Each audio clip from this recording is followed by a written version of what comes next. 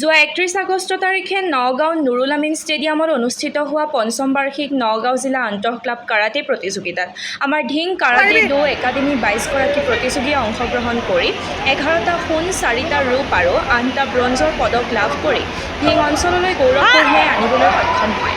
পদ লাভ কৰা খেলুৱৈসকল হ'ল প্ৰয়াসী সূত্ৰধাৰ কাটা কুমিতে 2টা সোণ, জন্ন ইছলাম কাটা কুমিতে 2টা সোণ, সাকিব তনবীৰ কাটা ৰূপ কুমিতে সোণ,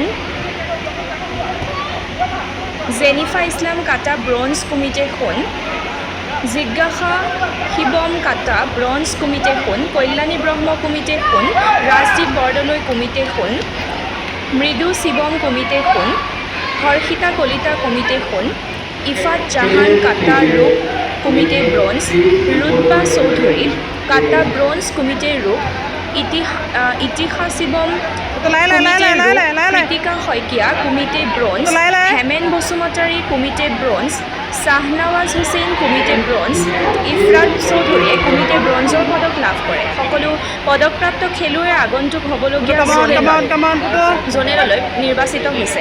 সকলো খেলুৱৈক প্ৰশিক্ষক বিশ্বজিৎ কলিতাৰ লগতে একাডেমীৰ সাধাৰণ সম্পাদক দীপজ্যোতি কাকতিয়ে আন্তৰিক অভিনন্দন যাচে। কাৰাটে প্ৰতিযোগিতা অনুষ্ঠিত হৈছিল। তাত আমাৰ ধিং কাৰাটে একাডেমীৰ পৰাও 22জনকৈ খেলুৱৈ অংশগ্ৰহণ কৰিছিল আৰু সেই 22জন খেলুৱৈ অংশগ্ৰহণ কৰি 11টাকৈ সোণৰ পদক, 4টাকৈ ৰূপ পদক আৰু 4টাকৈ ব্ৰঞ্জৰ পদক পাবলৈ সক্ষম হৈছে। মই সকলো খেলুৱৈকে মই আন্তৰিক অভিনন্দন জ্ঞাপন কৰিছোঁ ধিং কাৰাটে একাডেমীৰ সম্পাদক হিচাপে। লগতে মই এটা কথা ক'বই লাগিব যে যি 7টা বছৰ আগতে প্ৰশিক্ষক বিশ্বজিৎ কলিতা আৰু মই এককভাৱে মিলি আমি ধিঙৰ বুকুত ধিং কাৰাটে একাডেমীৰ মানে যি কাৰাটে স্কুলখন ষ্টাৰ্ট কৰিছোঁ। তাৰপিছৰ পৰা কিন্তু ধিঙৰ বিভিন্নজন খেলুৱৈ আহি কৰি ইয়াত অংশগ্ৰহণ কৰি তেওঁলোকে বিভিন্ন ঠাইত তেওঁলোকে খেলিবলৈ গৈছিল আৰু তেওঁলোকে পদক পাবলৈ সক্ষম হৈছিল। অকল অসমৰে নহয়, ভাৰতৰ বিভিন্ন স্থানত তেওঁলোকে খেলিবলৈ সক্ষম হৈছিল।